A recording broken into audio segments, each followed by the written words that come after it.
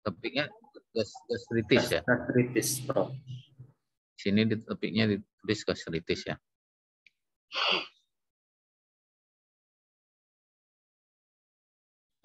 Oke. Slide-nya. Ya, topik pertama dari gastritis ini adalah dispepsia. Dispepsia ini sebenarnya adalah, kalau secara definisi, adalah kumpulan dari satu atau lebih dari beberapa gejala yang ditandai dengan adanya postprandial fullness, rasa penuh setelah makan, cepat kenyang, nyeri di epigastrik, dan terasa terbakar di daerah ulu hati ya. Dan diketahui dengan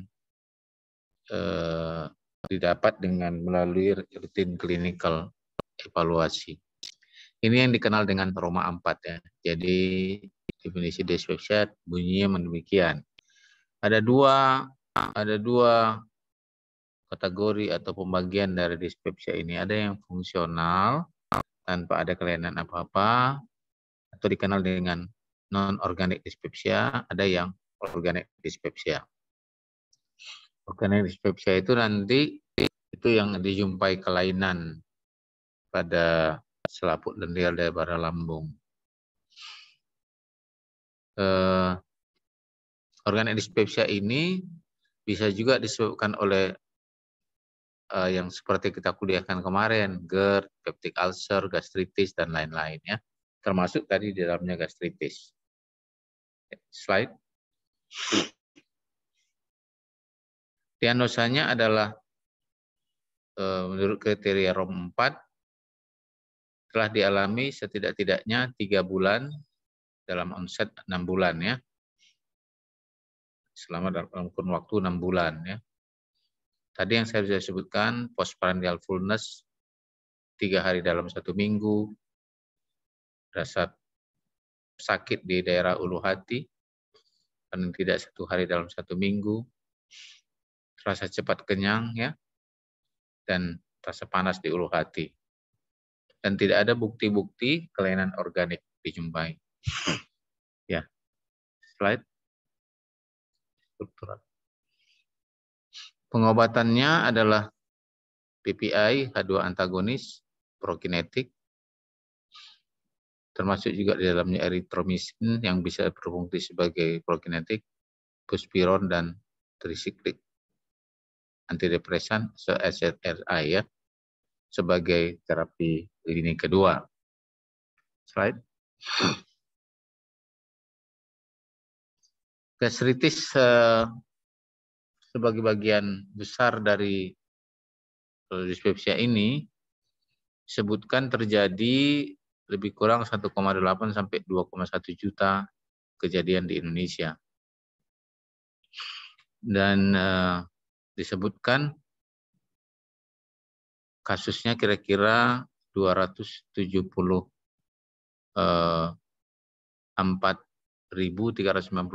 ya, atau 40%-nya. Disebutkan insidensinya di dunia secara umum 1,2 sampai 2 juta ya. Gastritis ini dimasukkan, tadi sudah saya sebutkan, kalau dia ada gangguan itu disebut dengan organic dispepsia ya.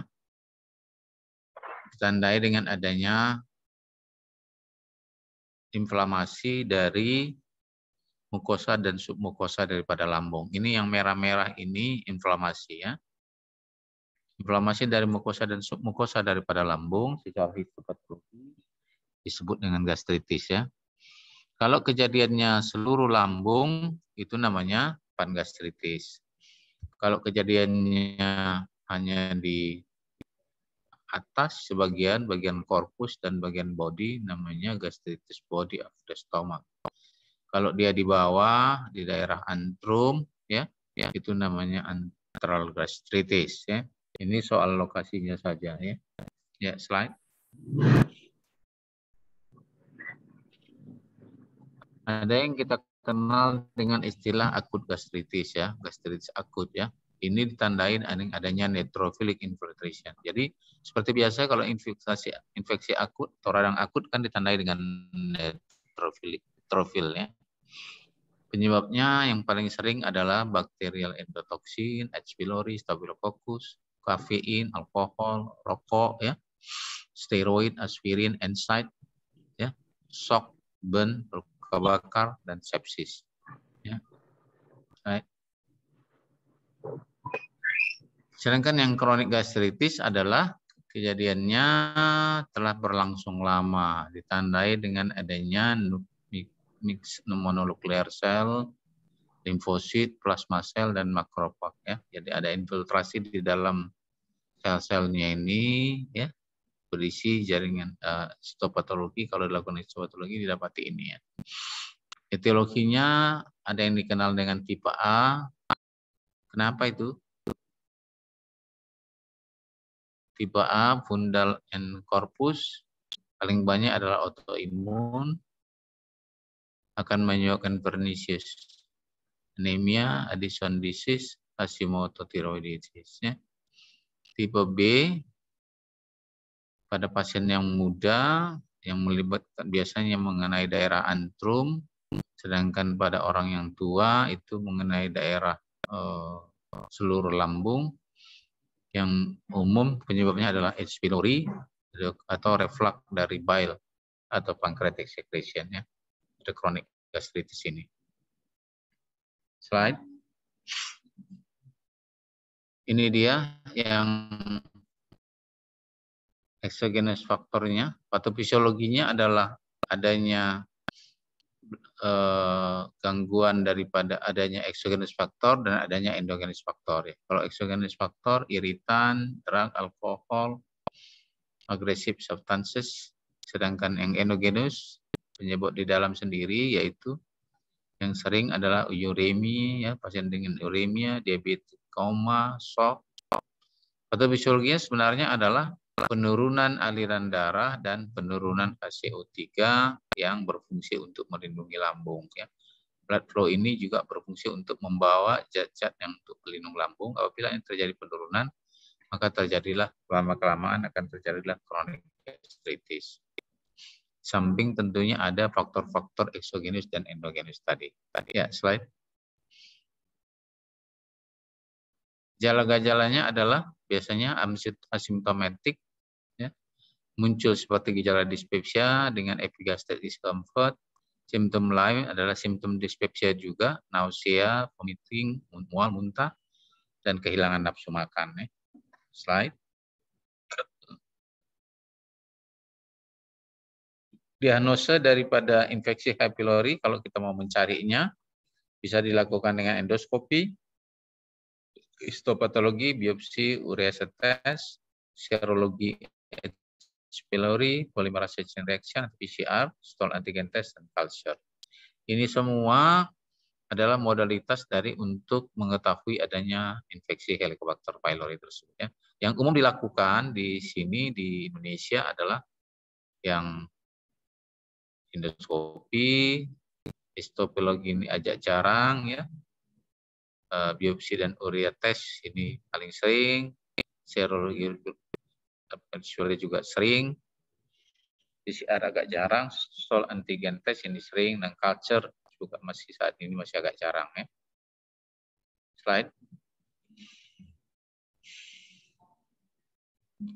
Ini diagnosa endoskopinya pada H. pylori biasanya dilakukan biopsi kemudian dilakukan urea test ya, atau dilakukan biopsi urea test ya, kemudian histopatologi dan culture ya.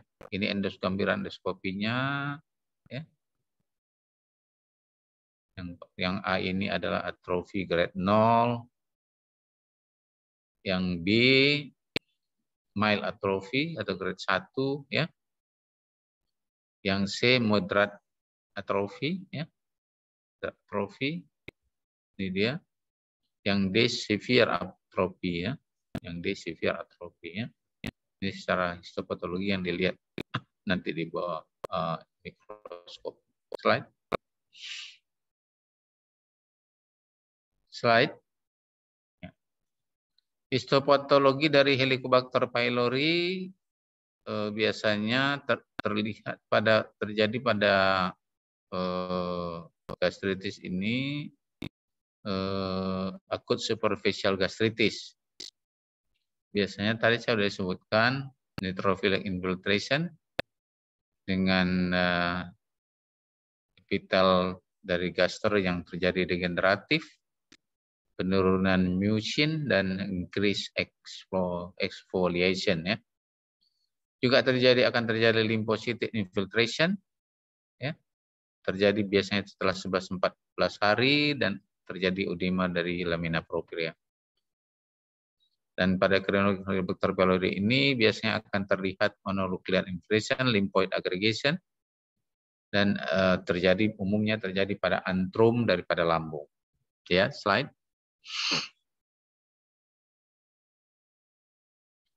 Ini yang biopsi urea test tadi yang saya sebutkan tadi. Ya. Ini dia caranya diambil, ini Helicobacternya. Ini dia. Apabila terjadi perubahan, dia akan menjadi berubah warna ya, menjadi merah ini dia.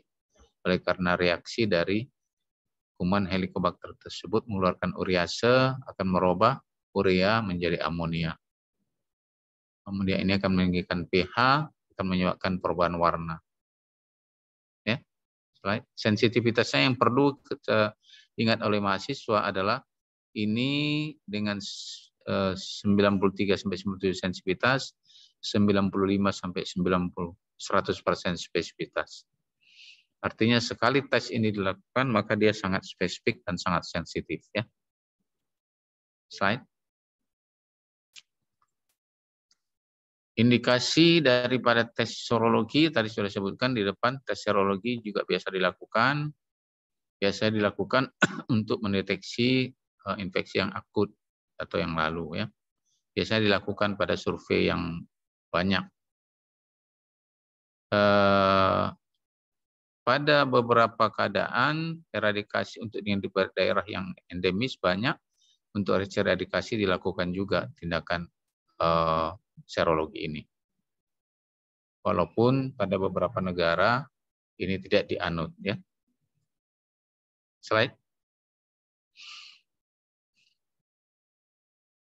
PCR ya. PCR dari biopsi gaster ini sebenarnya paling sensitif ya. Tetapi cost-nya terlalu tinggi ya, mahal ya. Dan yang sering dilakukan adalah dari stool antigen test ya. Saliva juga ada tesnya tapi jarang dilakukan. Gastric juice sedang dikembangkan saat ini. PCR melalui gastric juice dan saliva ini. Slide. Ini stool antigen test ya. Stool antigen test ini hampir sama dengan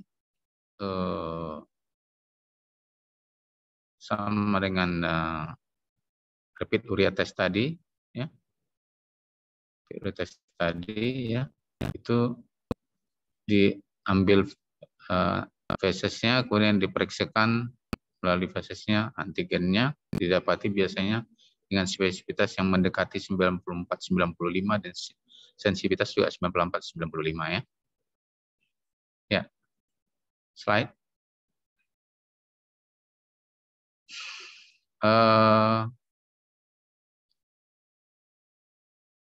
Stool antigen test ini cukup baik katanya, cukup baik ya. Ya, tetapi beberapa kelemahan adalah kadang-kadang kalau pada orang dewasa mereka juga menginginkan selain didapat Helicobacternya mereka menginginkan diketahui keadaan daripada gastritis dari penderitanya. Jadi akibatnya gastritis dengan Helicobacter pylori pada dewasa ini itu saat ini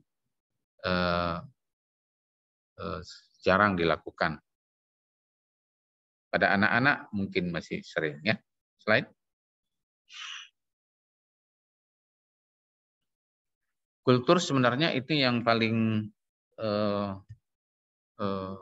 gold standar, tetapi kultur ini selain high cost, jadi ketelitian juga dan kerjaannya lebih sulit, sehingga hanya dilakukan pada penelitian-penelitian yang memerlukan tingkat sensitivitas dan spesifisitas yang sangat tinggi ya. Dari biopsi gaster biasanya ya. Slide.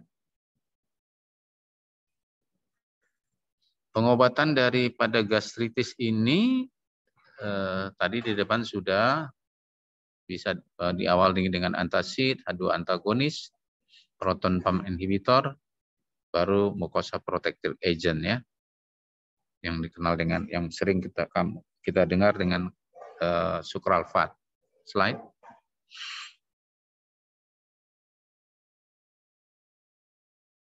Obat-obat ini dosisnya nanti bisa dibaca saja PPI berapa ya, dan kombinasinya biasanya adalah dengan antibiotik amoxicillin 1000 2x1 dan clarithromycin 500 2x1.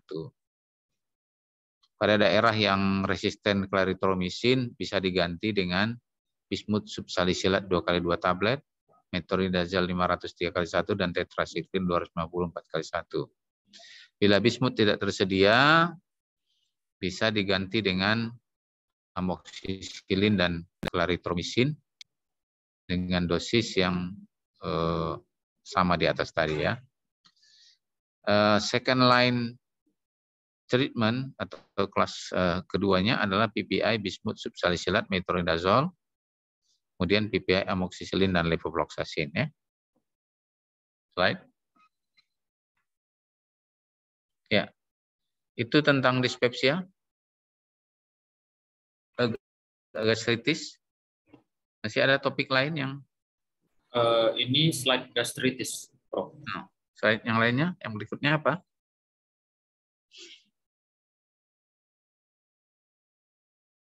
Yang berikutnya topik yang berbeda, Prof. Berbeda? Jadi Iya. bukan jadwal semalam lagi, jadwal yang pertemuan yang ketiga? Ini pertemuan kedua, Prof. Oh gitu. Ya. Lanjut untuk yang ketiga atau tidak, Prof? Ya janganlah, yang ketiga kan belum jadwal kuliahnya. Oh ya, Prof. Jadwal kuliah yang kedua ini kan semalam kan, pagi kan? Iya, Prof. Yang ketiga Senin depan ya? Yang ketiga direncanakan Kamis besok, Prof. Ya tapi jadwalnya harusnya Senin depan ya? Maksud jadwal sebenarnya, Prof? Ya. Atau bagaimana, Prof? Selasa depan aja lah, jangan melangkahi, mendahului ya. Ini jadwalnya jadwal kuliah ganti, Prof, bukan yang berdasarkan MIU lagi, Prof. Oh gitu. Oh ya, kalau gitu boleh. Ya, Lusa aja ya, Kamis ya. Ya, Prof. Oke. Makasih. Ada yang saya kasih waktu untuk 2 orang bertanya. Mungkin ada yang tertarik dengan gastritis ini. Silakan. Ya, silakan. Dengan saya Agustina, Prof. Ya. Izin bertanya, Prof, apakah ada tanda gastritis ini memiliki potensi berkembang menjadi keganasan, Dok? Terima kasih, Prof. Iya. Kalau gastritis kronik itu dicurigai akan berkembang menjadi keganasan. Jadi yang pertama kita harus pastikan dulu bahwa dia sudah menjadi chronic gastritis ya. Kalau sudah chronic gastritis, kemudian kita lanjutkanlah dia dengan biopsi dan sebaiknya diikuti pasiennya. Kalau biopsinya kita dapatkan gastritis kronik dan sudah ada sel-sel yang mengalami atrofi, kemudian selain atrofi, kemudian ada yang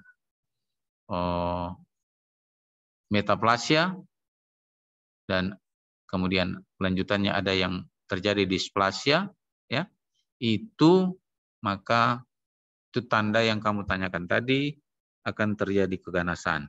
Malah ada yang menyebutkan kalau displasia itu adalah precancer. Ya.